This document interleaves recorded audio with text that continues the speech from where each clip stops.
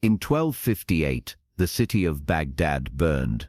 The waters of the Tigris River ran red with the blood of thousands of victims. The Mongols, under the command of Hulagu Khan, grandson of the legendary Genghis Khan, had just conquered the capital of the Abbasid Caliphate.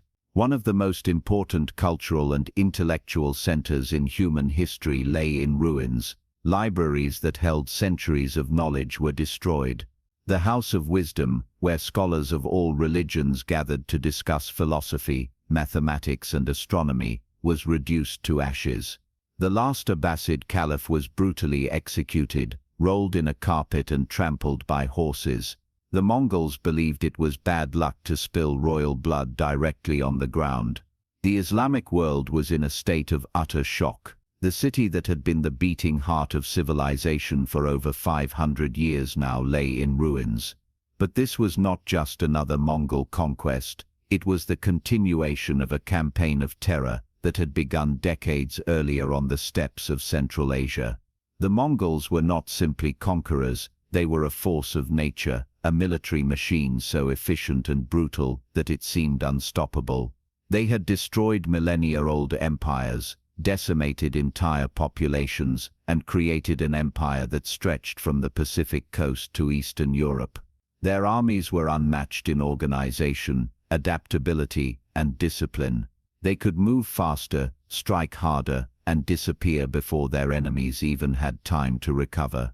Cities that dared resist were utterly annihilated, their populations massacred to the last man, woman, and child, as a warning to others. The very word Mongol had become synonymous with inevitable destruction. Entire kingdoms surrendered without resistance, terrified by the stories of what had happened to those who defied them. Their power was not only physical but psychological. Fear itself became one of their most effective weapons. Now, after the fall of Baghdad, the Mongols turned their eyes westward. Syria lay in their path. Aleppo fell quickly, followed by Damascus. The ancient cities that had witnessed the rise and fall of empires now bowed before the horsemen of the steppes. Hulagu Khan sent ambassadors to Egypt with a clear and terrifying message. The letter stated that the lame sultan must submit immediately or face the same fate as all who had resisted. The message left no room for interpretation. It was either total submission or complete annihilation. Egypt, ruled by the Mamluks, was in an extremely delicate position. The Mamluks were a unique military class in history. The word Mamluk literally means slave. These were no ordinary slaves. They were elite warriors purchased at a young age, usually from regions such as Anatolia, Circassia, and the Black Sea steppes. They were taken to Egypt, converted to Islam, and subjected to rigorous military training that lasted years. They learned not only the arts of war, but also administration, politics, and religion. When they completed their training, they were freed and became members of an extremely loyal military elite. Although technically freed, they remained united by bonds stronger than any chain. Their sense of loyalty, discipline, and brotherhood was unmatched, and their military skills made them one of the most formidable forces of the medieval world. They formed a military brotherhood that eventually seized power in Egypt. At that critical moment, their leader was Qutuz. He had recently assumed power under turbulent circumstances following the death of the previous sultan. His rule was still new, and Egypt was politically unstable, but he was determined and far-sighted. Qutuz was himself a refugee. He had been captured as a child during the Mongol invasions of Central Asia and sold into slavery.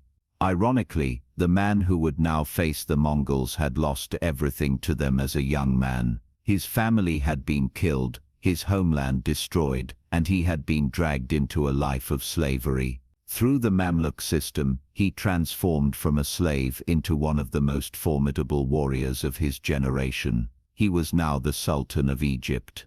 Few men in history understood the Mongol threat better than Qutuz. He had no illusions about what was to come. He knew the Mongols were not invincible, but defeating them required unity, discipline, and strategy, qualities that the Mamluks had cultivated for decades. When the Mongol ambassadors arrived in Cairo with their demands for submission, the Mamluk court was divided. Many advisors argued that resistance would be suicidal. After all, what had happened to all the others who tried?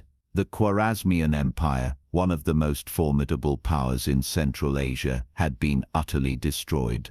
The Jin dynasty in China had fallen after decades of bloody resistance. The Principality of Kiev and other Russian lands had been devastated. Poland and Hungary had been invaded and were only spared total conquest because the Mongols returned to Asia after the death of the Great Khan. Empire after empire, army after army, had been crushed under the hooves of Mongol horses. Why should Egypt be any different? Many feared that even the mighty walls of Cairo would not withstand the fury of the Mongols. Yet Qutuz understood that surrender would mean the death of Egypt's independence and the end of Islamic civilization in the region. But Qutuz made a decision that shocked many. He had the Mongol ambassadors executed. In medieval diplomacy, killing ambassadors was one of the greatest violations imaginable. It guaranteed all-out war, with no possibility of negotiation or mercy.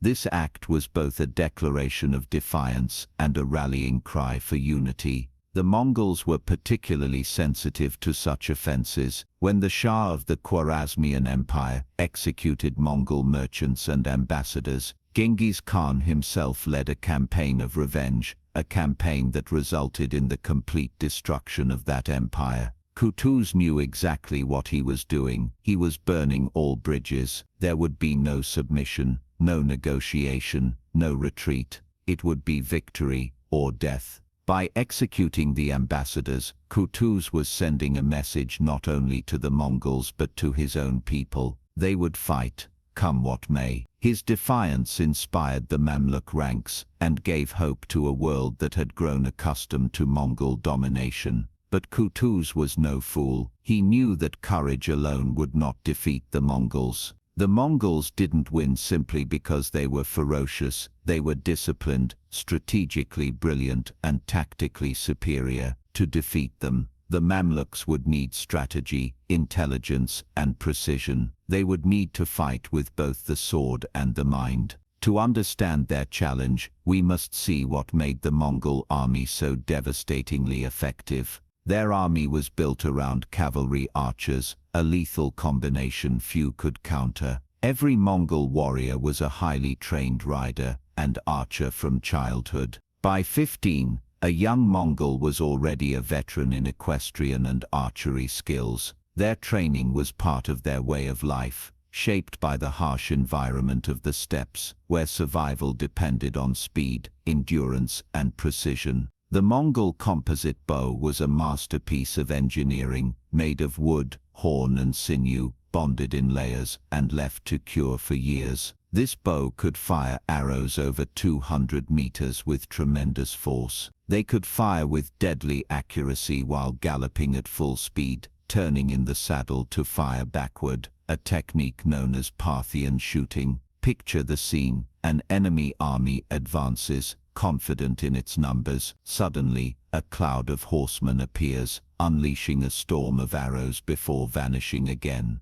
When the enemy pursued, the Mongols fired backward as they fled, inflicting even more casualties. This cycle of attack and retreat could continue for hours, bleeding the enemy until their formations collapsed in exhaustion. Their skill in mounted archery allowed them to strike with deadly precision while remaining constantly in motion. The horses themselves were small but powerful, bred for endurance rather than speed, capable of traversing long distances across plains and mountains alike. A single Mongol warrior could carry out a devastating series of feigned retreats, luring enemy troops into ambushes that ended in slaughter. The Mongols had developed a communication system centuries ahead of its time, using flags, drums, smoke signals, and special whistling arrows. Commanders coordinated thousands of horsemen with astonishing efficiency. Orders could travel across the battlefield within moments, allowing rapid shifts in formation. Units could split, encircle, or feint with mathematical precision. bewildering their opponents. To the armies of Europe and the Middle East, who often fought as disorganized masses driven by personal valor rather than discipline, this seemed almost supernatural. While other soldiers fought for honor or glory, the Mongols fought as a single organism, each warrior an essential part of a larger, flawless machine. Their military intelligence was equally impressive. Long before battle, Mongol spies and scouts gathered crucial information. They disguised themselves as merchants, pilgrims or travelers, mapping terrain, studying fortifications, and identifying weak points in the enemy's defenses. Mongol merchants had been present across Asia for years before invasions began, quietly collecting intelligence on roads, rivers, and trade networks. By the time the Mongols attacked, they often knew more about the land than its defenders. They exploited rivalries among local rulers, turning political divisions to their advantage. Psychological warfare was another tool of their strategy. Terror was as much a weapon as the sword. When cities heard what had happened in Baghdad, Nishapur, or Herat, resistance often dissolved before a single arrow was fired. The Mongol reputation for brutality became deliberate policy. They knew that fear could win wars faster than battle. Entire populations were wiped out, not only as punishment, but as a warning to others. The image of Mongol cruelty spread faster than their armies, undermining enemy morale long before the first encounter. Their genius, however, did not lie in destruction alone. The Mongols were pragmatic conquerors who learned from every civilization they encountered. In China, they captured engineers and siege specialists, mastering the construction of catapults, trebuchets, and early forms of gunpowder weapons. Soon a steppe pool, who had once avoided walled cities, were breaching them with explosive projectiles and siege towers. Chinese, Persian, and Arab engineers were integrated into their ranks, designing siege engines and fortifications. The Mongols absorbed knowledge wherever they went, from medicine and metallurgy to military engineering, and used it with ruthless efficiency. They adopted new tactics without hesitation, valuing effectiveness over pride or tradition. Their logistics were equally revolutionary. Each Mongol warrior traveled with several spare horses, allowing him to switch mounts and ride for days without rest. This gave their armies unmatched speed and endurance. While most medieval armies advanced barely 20 kilometers in a day, the Mongols could cover 60 or more, striking deep into enemy territory before anyone could react. Their diet was equally adaptable. They lived on fermented mare's milk, dried meat, and could even sustain themselves by drinking small amounts of horse blood in emergencies. Every warrior carried his own equipment and rations, making them self-sufficient and reducing dependence on supply lines. Their mobility allowed them to appear where least expected and vanish before reinforcements arrived, leaving chaos in their wake. It was mobile warfare perfected centuries before modern armies would rediscover it. The Mamluks looked north toward Mongol-occupied Syria, fully aware that they faced not merely an army but a relentless war machine. Yet, unlike other opponents who had been crushed, the Mamluks possessed certain advantages. They were elite horsemen, trained from youth in the arts of mounted combat, archery, and discipline. They had spent decades fighting the Crusaders, mastering warfare in the harsh desert environment. Their experience had forged them into one of the finest fighting forces in the Islamic world. Above all, they had a cause greater than conquest. They fought to protect their faith, their homeland, and the last independent Muslim power in the region. For the Mongols, the war was an expansion of empire. For the Mamluks, it was a struggle for survival. Qutuz mobilized his army and summoned every available warrior. Realizing the need for unity, he recalled his former rival Baibars, a brilliant commander who had been exiled due to court intrigue. Qutuz knew that internal division would doom them before the battle even began, and he placed the survival of the nation above politics. Together they planned their response to the approaching Mongol threat. Meanwhile, Hulagu Khan faced a crisis of his own. News arrived from Mongolia that his brother, the great Khan Mongol, had died. The succession of a new great Khan required the presence of all major Mongol princes. Hulagu withdrew the majority of his forces to attend to this critical matter, leaving behind only 20,000 troops under his trusted general Kitbuka. Kitbuka was a veteran commander, known for his fierce loyalty and unshakable confidence. A Nestorian Christian by faith, he was both fearless and ruthless, embodying the spirit of the Mongol army. Though reduced in number, his 20,000 cavalrymen were still a formidable force, hardened by years of conquest. Qutuz gathered 30,000 Mamluk soldiers and Bedouin auxiliaries, creating an army that for once could face the Mongols on equal terms. Crossing the desert to confront them required perfect planning, discipline, and faith. Every movement had to be calculated to preserve both men and horses under the burning sun. Qutuz chose the valley of Ain Jalut, meaning Spring of Goliath, as the site of the decisive battle. The terrain was narrow and surrounded by hills, an ideal setting to counter the Mongols' superior mobility. Baibars took command of the vanguard. His strategy was to lure the Mongols into a trap by feigning retreat, a tactic often used by the Mongols themselves. Kitbuka, confident in his army's invincibility, took the bait. His cavalry thundered forward, determined to crush the smaller Mamluk force ahead of them. As the Mongols pursued, the main body of the Mamluk army lay hidden among the hills, waiting for Qutuz's signal. When the moment came, Qutuz raised his sword and gave the command to strike.